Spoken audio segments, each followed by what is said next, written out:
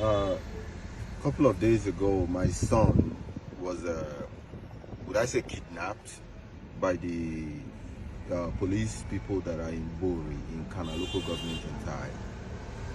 These people saw my son with a new phone, a wristwatch. I bought that phone.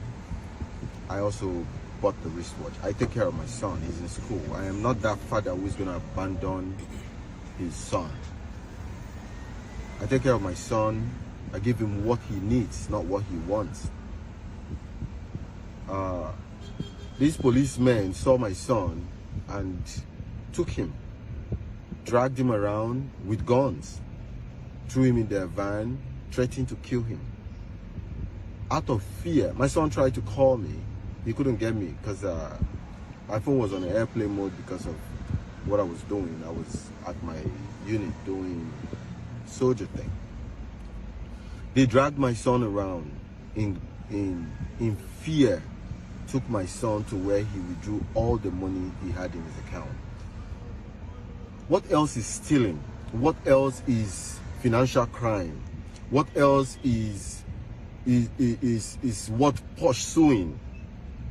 There might be police officers, but I think the EFCC needs to look at the police first.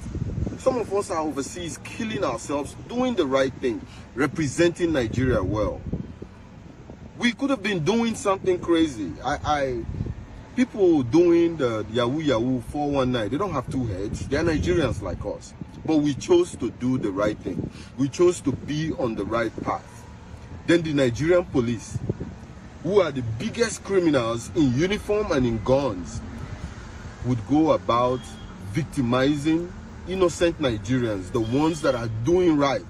They see you with a phone, you're a Yahoo boy. If you carry a laptop, you're a criminal. The trauma these people put my son through.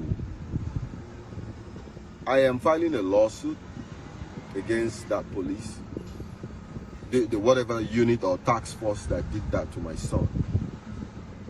I spoke with my son this morning and he's even scared of going back to school.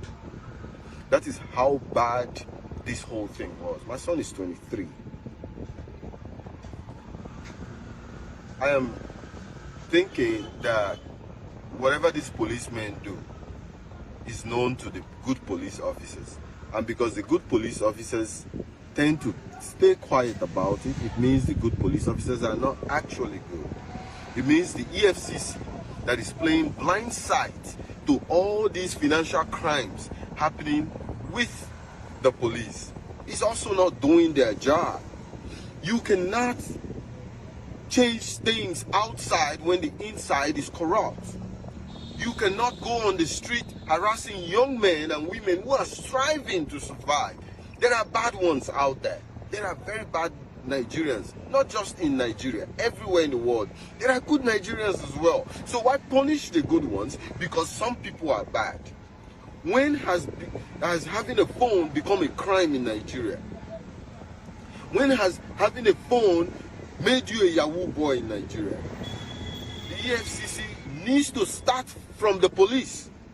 The EFCC needs to start from our politicians. How can a politician who all his life has never had an investment, never had a decent job, build a house of 200, 300, 400 million, and the EFCC is not investigating such people? But you go on the street, catching young men who are struggling to survive and make them criminals. My son did nothing wrong, virtually nothing wrong, but the Nigerian police turned my son into a victim of their own criminal minds because they are the thieves. So you empower thieves with guns, so what they do is go on the street to harass people. This is not going to fly. Not just the police can have guns. Things like this can push young men into having guns. Things like this can push young men into rebelling against these police people. They have blood too, they can die. So I don't understand what we are fighting in Nigeria. Are we fighting crime? Or we are just fighting people who don't look like you or work in your office? Because the real thieves and criminals are in the Nigerian police.